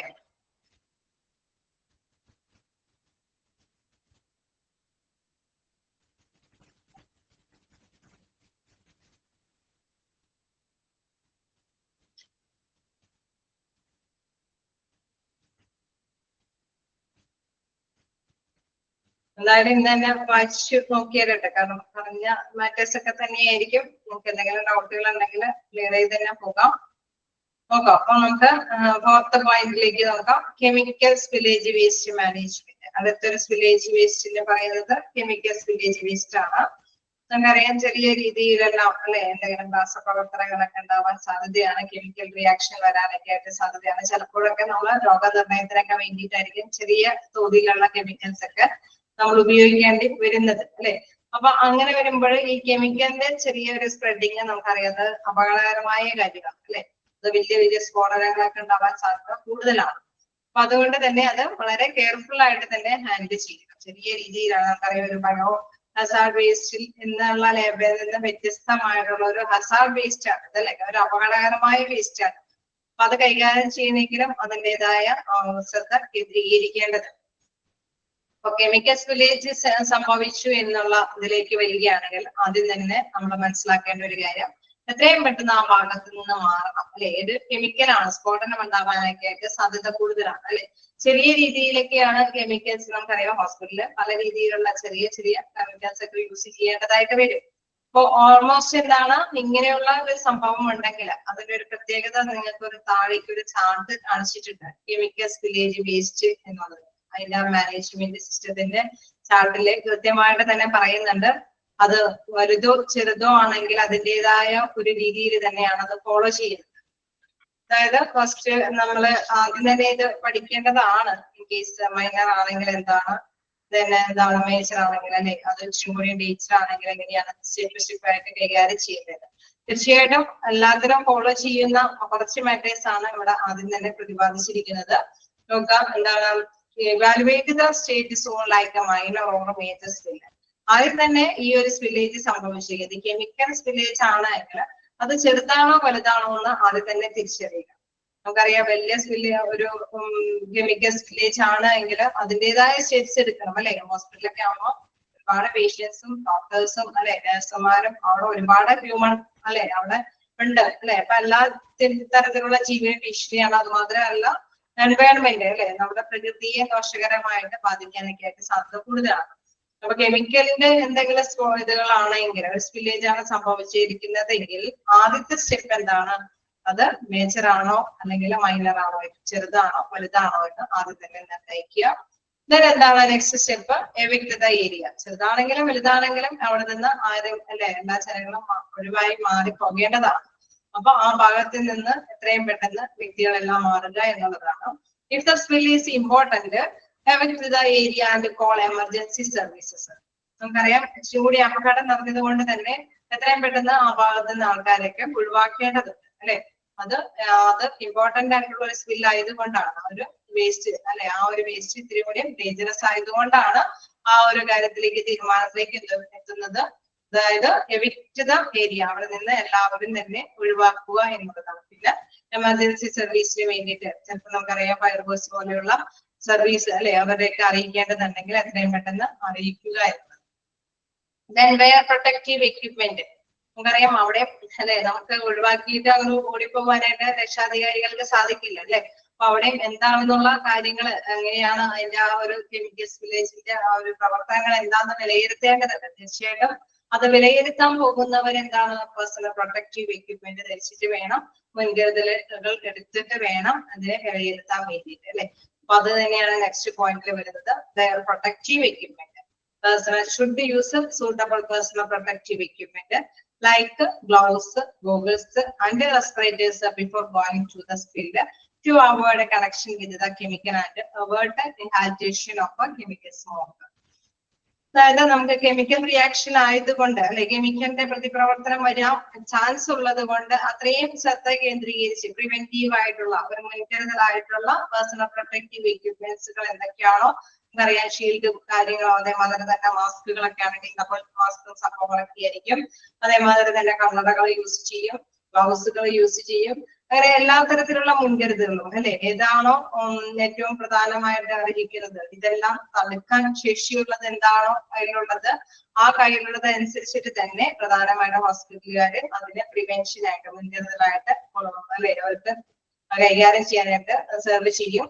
അത് ഉപയോഗിച്ചിട്ട് വേണ്ടി മാത്രമാണ് അതിന്റെ ആ ഒരു റിയാക്ഷൻസ് മേജർ ആണോ അല്ലെങ്കിൽ മൈനർ ആണോ എന്താണ് ഇപ്പോ സംഭവിക്കാൻ പോകുന്നത്. തീർച്ചയായിട്ടും നമുക്കറിയാം ഉള്ളിൽ കയറിയൊന്നും ആരും കെമിക്കൽ ആയിട്ടുള്ള സ്ഫോടനങ്ങളൊക്കെ ഉള്ളത് കൊണ്ട് ശ്രദ്ധ കേന്ദ്രീകരിച്ചിട്ട് അതിന്റെ ഒരു കൈകാര്യം ചെയ്യുന്നത്.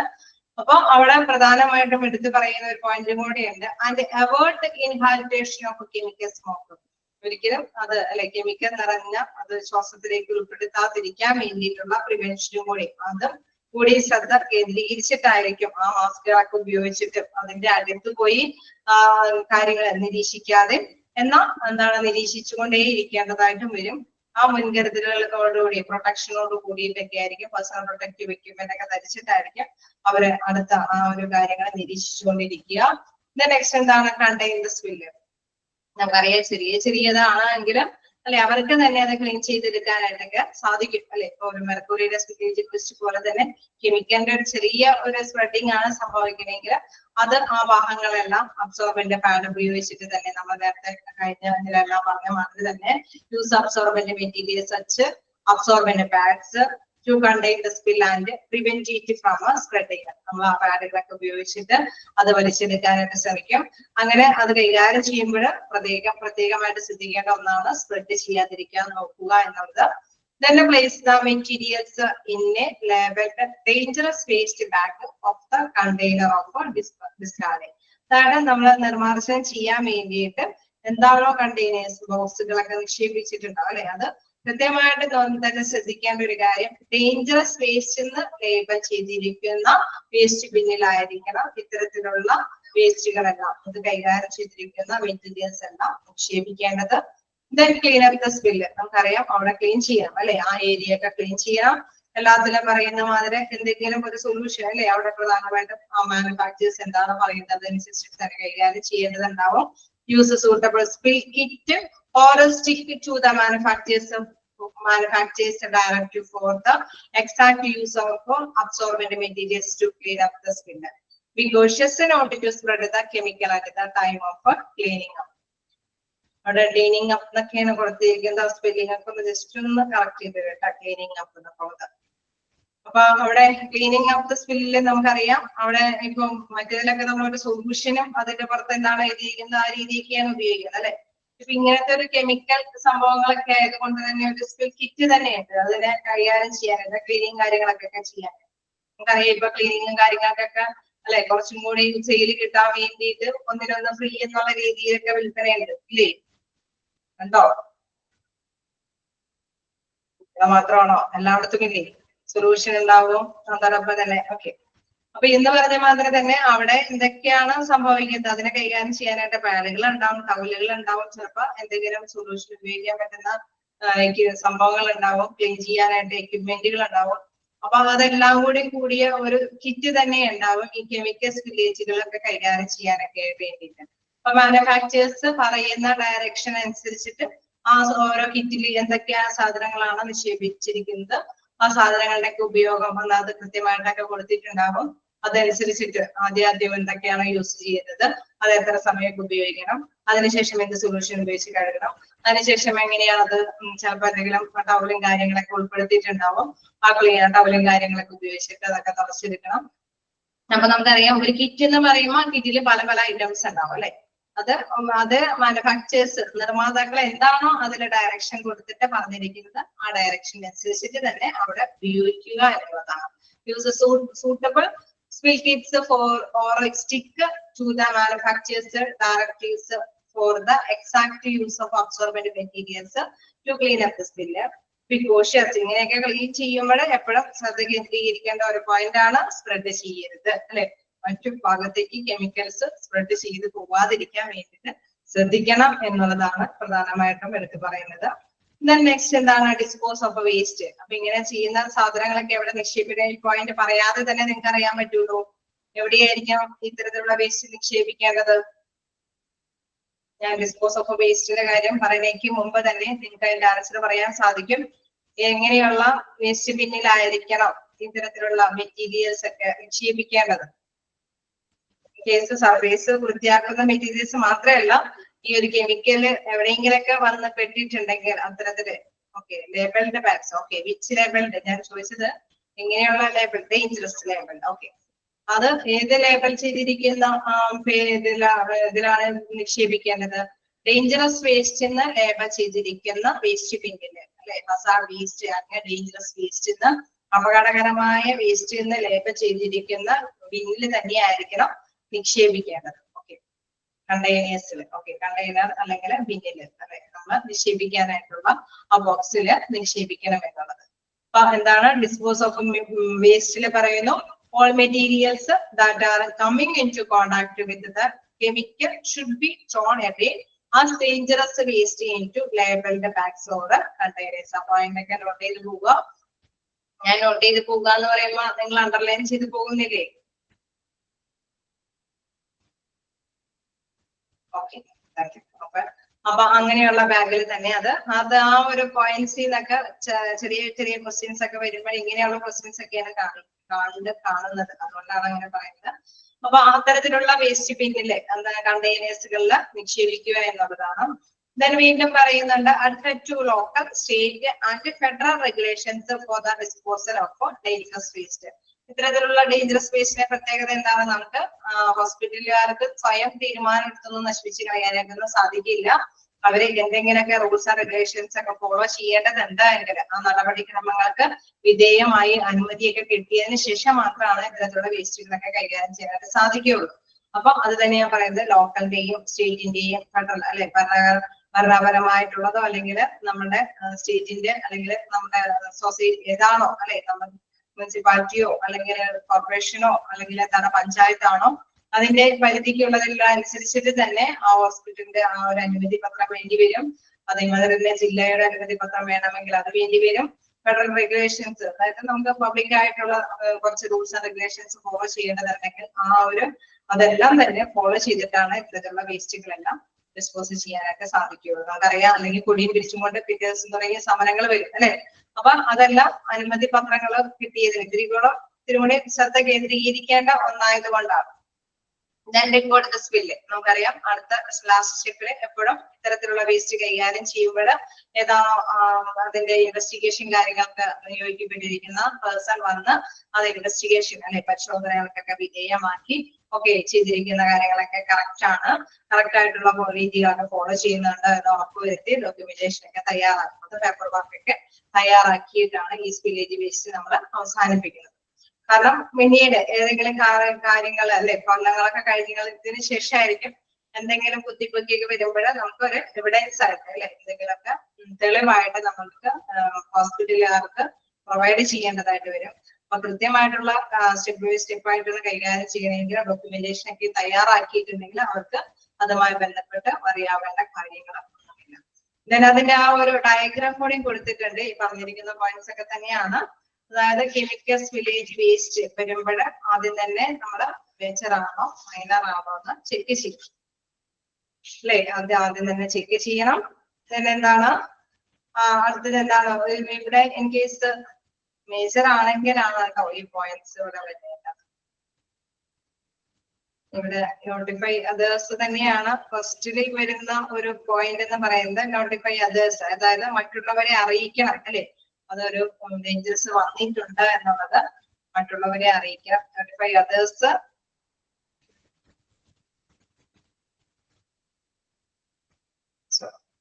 ഇവിടെ ഇങ്ങനെ തന്നെ കിടക്കട്ടെ. If major, if minor. ഇവിടെ ഇത്രയും മാത്രം കൊടുക്കാം. നോട്ടിഫൈ അതേഴ്സ് കൊടുക്കാം. നോട്ടിഫൈ അതേഴ്സ് കൊടുക്കാം. Other immediately comprising of safety officers എന്നുള്ളത് ഇവിടെയാണ് ശരിക്കും വരേണ്ടത്. നോട്ടിഫൈ കഴിഞ്ഞിട്ട് others immediately comprising of safety officers അല്ലെ. എത്രയും പെട്ടെന്ന് വലുതാണ് എങ്കിൽ ആദ്യം തന്നെ നോട്ടിഫൈ ചെയ്യുക. അതിനുശേഷം അല്ലെ സേഫ്റ്റി ഓഫീസേഴ്സിനെ നമുക്കറിയാം ഫയർഫോഴ്സിനൊക്കെ അറിയിക്കേണ്ടതുണ്ടെങ്കിൽ തീർച്ചയായിട്ടും അവരെ വിവരം അറിയിക്കുക എന്നുള്ളത്.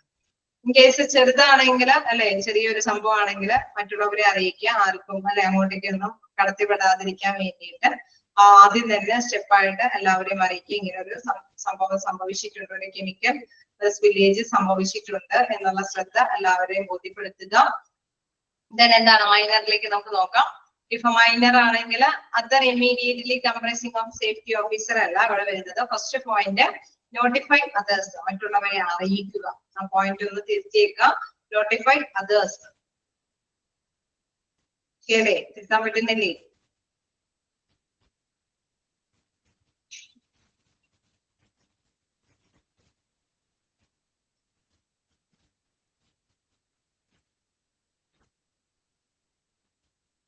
ടെക്സ്റ്റിൽ കറക്റ്റ് ആണല്ലേ? ഓക്കെ. ഇവിടെയാണ് തന്നിരിക്കുന്നതാണ് ഇച്ചിരി പ്രശ്നം. ഓക്കെ, അപ്പൊ നിങ്ങൾ പേടിക്കേണ്ട, നിങ്ങൾ കറക്റ്റ് ആയിട്ട് തന്നെ ഫോളോ ചെയ്ത് പോകാം. മൈനർ ആണ് എങ്കിൽ നോട്ടിഫൈ അതേഴ്സ്. സെക്കൻഡ് പോയിന്റിൽ വരുന്നത് അങ്ങനെ മൈനർ ആവുമ്പോൾ നമുക്കറിയാം മറ്റുള്ളവരെ ഒന്നും നിങ്ങളുടെ കടത്തി വിടരുത് അല്ലെ, അറിയിക്കുക, കാര്യം അറിയിക്കുക. പിന്നെ ഐസൊലേറ്റ് ഏരിയ എന്ന് വെച്ചാൽ എന്താ, കോവിഡിന്റെ സമയത്തൊക്കെ നമുക്കറിയാം ഐസൊലേറ്റ് ഏരിയ എന്ന് വെച്ചാൽ എന്താണ് ഉദ്ദേശിക്കുന്നത്.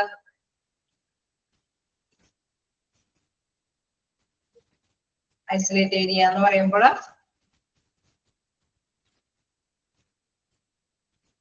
ആ ഭാഗത്തേക്ക് ആരെയും കടത്തി വിടാതിരിക്കുക, അതാണ്. അത് ഭാഗം തിരിച്ചിടുക. Okay, good. അതിന് വേണ്ടിയിട്ട് നമുക്കറിയാം റെസ്ട്രിക്റ്റഡ് ഏരിയ ആയിട്ട് ചിലപ്പോൾ റിബൺ ഒക്കെ കെട്ടി തിരിച്ചിടും അല്ലെ, ആ ഭാഗത്തേക്ക് ആരും കടന്നു വരാതിരിക്കും. അപ്പൊ അങ്ങനെ ഒരു റെസ്ട്രിക്റ്റഡ് ഏരിയ ആയിട്ട് അങ്ങനെ മാർക്ക് ചെയ്ത് ആരെയും കടത്തി വിടാതിരിക്കാനായിട്ട് ശ്രദ്ധിക്കുക. പേഴ്സണൽ പ്രൊട്ടക്റ്റീവ് എക്യുപ്മെന്റ് ധരിച്ചിട്ടായിരിക്കണം. പിന്നെയുള്ള അല്ലെ അവിടേക്ക് പ്രവേശിക്കാൻ പോകുന്നവര് അതിനെ മുൻകരുതലായിട്ട് എടുക്കേണ്ട ഒരു കാര്യമാണ് പേഴ്സണൽ പ്രൊട്ടക്റ്റീവ് എക്യുപ്മെന്റ് ധരിക്കുക എന്നുള്ളത്. Then control spill of a liquid by containing spill user acid or alkali and base absorbent pads. അതായത് ഇതൊന്നും സ്പ്രെഡ് ചെയ്ത് പോവാതിരിക്കാൻ വേണ്ടിട്ട് നമ്മളിപ്പോ നമുക്കറിയാലോ ഒരു തീപിടുത്തൊക്കെ ഉണ്ടെങ്കിൽ നമ്മൾ എന്താ ചെയ്യാ, പെട്ടെന്ന് ഒരു തീപിടുത്തം സംഭവിച്ചു, നമ്മൾ എന്താ ചെയ്യാ, നമുക്ക് അറിയാം ഒരു ഫസ്റ്റ് എയ്ഡ് ഒക്കെ അറിയാം അല്ലെ, കുറച്ച് മണ്ണൊക്കെ വാരിയിട്ടും അല്ലെ എന്തെങ്കിലുമൊക്കെ അങ്ങനത്തെ. അതെന്ന് പറഞ്ഞ മാതിരി തന്നെ ഈ ഒരു സംഭവം മറ്റേ ഭാഗത്തേക്ക് ഒന്ന് സ്പ്രെഡ് ചെയ്യാതിരിക്കാൻ വേണ്ടിയിട്ട് ആസിഡോ ആൽക്കലികളൊക്കെ അവിടെ ഉപയോഗിക്കുക. ആ പ്ലേസില് അബ്സോർബന്റ് പാഡുകളൊക്കെ ഉപയോഗിക്കാം. അത് നമ്മൾ നേരത്തെ വിവരിച്ചു അല്ലെ, പഠിച്ചിരുന്നു എങ്ങനെയാണത് ആ ഭാഗം ക്ലിയർ ചെയ്യേണ്ടതെന്നുള്ളത്. അപ്പൊ ഈ ഭാഗത്തേക്ക് അത് സ്പ്രെഡ് ചെയ്ത് പോവാതിരിക്കാൻ വേണ്ടിയിട്ട് ആസിഡോ ആൽക്കലിയൊക്കെ ആ ഭാഗത്തേക്ക് ഉപയോഗിക്കാം. Then discard according to the rules. നമുക്കറിയാം അബ്സോർബന്റ് പാഡ് ഉപയോഗിച്ചിട്ടാണ് ക്ലീൻ ചെയ്യുന്നത്. ആ ക്ലീൻ ചെയ്തിരിക്കുന്ന പാഡുകളെല്ലാം കൃത്യമായിട്ട് തന്നെ ഡിസ്കാർഡ് ചെയ്യണം. നിക്ഷേപിക്കേണ്ടത് നമുക്കറിയാം അല്ലെ, ഡേഞ്ചറസ് വേസ്റ്റ് എന്ന ബിന്നിൽ തന്നെയാണ് അത്തരത്തിലുള്ള ഭാഗങ്ങളെല്ലാം ക്ലീൻ ചെയ്യുന്ന മെറ്റീരിയൽസ് ഒക്കെ നിക്ഷേപിക്കേണ്ടത്. അതാണ് നെക്സ്റ്റ് പോയിന്റിൽ പറയുന്നത്. Discard according to rules. എന്താണോ റൂളിൽ പറയുന്നത് അതനുസരിച്ചിട്ട് തന്നെ നിക്ഷേപിക്കുക, ഉപേക്ഷിക്കാതിന്റെ വസ്തുക്കളെല്ലാം. എന്താണ് ഡീകണ്ടാമിനേറ്റ് ആയിട്ട് ക്ലീൻ ദ ഏരിയ. നമുക്കറിയാം മാനുഫാക്ചേഴ്സ് പറയുന്ന ഒരു അല്ലെ കിറ്റ് അല്ല, ആ കിറ്റില് എന്തൊക്കെയാണോ പറഞ്ഞിരിക്കുന്ന ആ രീതിയിൽ തന്നെയായിരിക്കും ഹോസ്പിറ്റലുകാരൊക്കെ ഫോളോ ചെയ്യുന്നത്. അവര് ആദ്യം എന്ത് ഉപയോഗിക്കാൻ പറയുന്നു, എത്ര സമയം ഉപയോഗിക്കാൻ പറയുന്നു, അതനുസരിച്ചിട്ട് തന്നെ ആ കെമിക്കൽ റിയാക്ഷൻസ് ഒക്കെ നഷ്ടപ്പെട്ടു പോകാൻ വേണ്ടിയിട്ട് ആ രീതിയിൽ തന്നെ അവിടെയെല്ലാം ഓരോരോ സ്റ്റെപ്പ് ബൈ സ്റ്റെപ്പ് ആയിട്ടുള്ള ആ മാനുഫാക്ചേഴ്സ് പറയുന്ന ഡയറക്ഷൻ അനുസരിച്ചിട്ട് തന്നെ അവിടെ ഡീകണ്ടാമിനേറ്റ് ചെയ്യുക, അണുമുക്തമാക്കുക. Then raise the incident forms. അതായത് നമ്മൾ അവസാന റിപ്പോർട്ടുകളൊക്കെ തയ്യാറാക്കുക എന്നുള്ളത് നമുക്കറിയാം. അത് സ്റ്റെപ്പ് ബൈ സ്റ്റെപ്പ് ആയിട്ട് നമ്മൾ ജസ്റ്റ് നേരത്തെ പഠിച്ചതാണ് അല്ലെ. ഇൻ കേസ് നമ്മൾക്ക് ഒരു എന്താണ് മേജർ ആയിട്ടുള്ള ഒരു കാര്യമാണ് നമുക്കറിയാം, അത് കൈകാര്യം ചെയ്യാനായിട്ട് അവിടുത്തെ സ്റ്റാഫിനെയും കൊണ്ട് സാധിക്കില്ല അല്ലെ. അപ്പൊ അതുകൊണ്ട് തന്നെ എത്രയും പെട്ടെന്ന് എന്താണ് ഇമ്മീഡിയറ്റ്ലി കംപ്രസിംഗ് ഓഫീസറെ അത് നോട്ടിഫൈ ചെയ്തിട്ട് എന്താണ് അറിയിക്കേണ്ടവരെ എത്രയും പെട്ടെന്ന് അറിയിക്കുക. എവിക്ട് ഏരിയ, ആ ഏരിയയിൽ നിന്ന് എല്ലാവരും ഒഴിവാകുക. Prevent others from entering the area. നമുക്ക് നേരത്തെ പറഞ്ഞ മാതിരി ഐസൊലേറ്റ് ഏരിയ ആക്കിയിട്ട് മാറ്റണം ആണല്ലേ, ആരും വരാതിരിക്കാൻ വേണ്ടിയിട്ട് ശ്രദ്ധ കേന്ദ്രീകരിക്കണം. Watch four fire if flammable chemicals and manage properly. അതായത് എന്തെങ്കിലും പൊട്ടിത്തെറി ഉണ്ടാവാൻ സാധ്യതയുണ്ടോ എന്നുള്ളത് നോക്കി അല്ലെ, ആരെങ്കിലും നിരീക്ഷിക്കാനായിട്ട് ചാർജ് ചെയ്തിരിക്കുന്ന പേഴ്സൺ അത് നിരീക്ഷിച്ചുകൊണ്ടിരിക്കുക. അപ്പൊ നമുക്കറിയാം ഫയർവേഴ്സ് വരുന്നവരെയും മാത്രമേ നിരീക്ഷിക്കേണ്ട കാര്യം ഉണ്ടാവുള്ളൂ. പിന്നീട് അവർ വന്നു കഴിഞ്ഞു കഴിഞ്ഞാൽ ബാക്കിത്തെ ആക്ഷൻസ് ഒക്കെ അവർ പറയുന്ന നിർദ്ദേശത്തിനനുസരിച്ചിട്ട് ആയിരിക്കും നടപ്പാണ്. ഓക്കെ, ക്ലിയർ ആയോ?